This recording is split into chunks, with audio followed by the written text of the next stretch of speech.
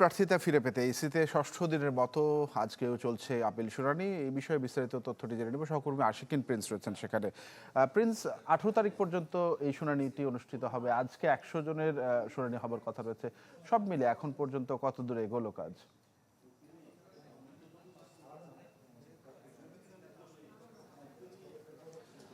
তানভীর তানভীর সকাল 10:30টার দিকে আপিল শুনানি শুরু হয় এবং আপিল শুনানিতে এখন পর্যন্ত 5টি আপিল আবেদন নিষ্পত্তি করা হয়েছে।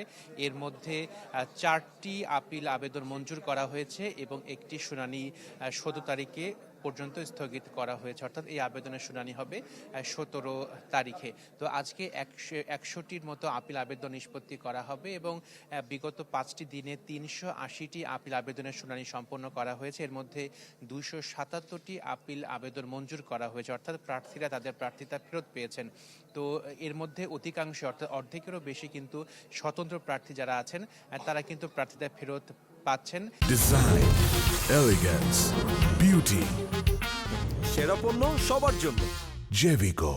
এবং স্বতন্ত্র প্রার্থীদের ক্ষেত্রে সেই বিষয়টি হচ্ছে, সেটি হচ্ছে 1% ভোটারের যে সমর্থন, এবং এই 1% ভোটারের মধ্য থেকে দৈব চয়নের ভিত্তিতে 10 জনকে যে পরীক্ষা করা হয়, রিটার্নিং কর্মকর্তার কার্যালয় থেকে এটি সম্পন্ন না হওয়ার কারণেই স্বতন্ত্র প্রার্থীদের প্রার্থিতা বাতিল হয়ে গিয়েছিল।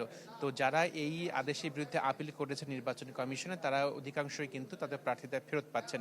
আরেকটি বিষয় হচ্ছে দ্বৈত নাগরিকত্ব বিষয় নিয়েও কিন্তু থাকার কারণে অনেকের প্রার্থিতা বাতিল করা হয়েছিল রিটার্নিং কর্মকর্তার কার্যালয় থেকে। যারা আপিল করেছিলেন তারাও তাদেরও শুনানি হচ্ছে এখানে। তো কিছুক্ষণ আগে কুড়িগ্রাম 3 আসনে জামাতের একজন প্রার্থীর দ্বৈত নাগরিকত্বের বিষয়ে রিটার্নিং কর্মকর্তা তার মনোনয়ন বাতিল করেছিলেন।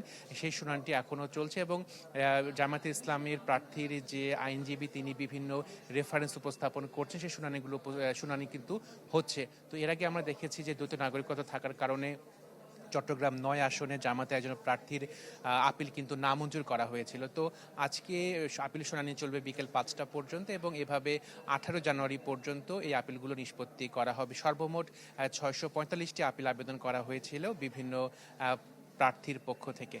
তানভীর। যুক্ত হবার জন্য আশিকিন প্রিন্স যুক্ত হয়েছিলেন নির্বাচন কমিশন থেকে।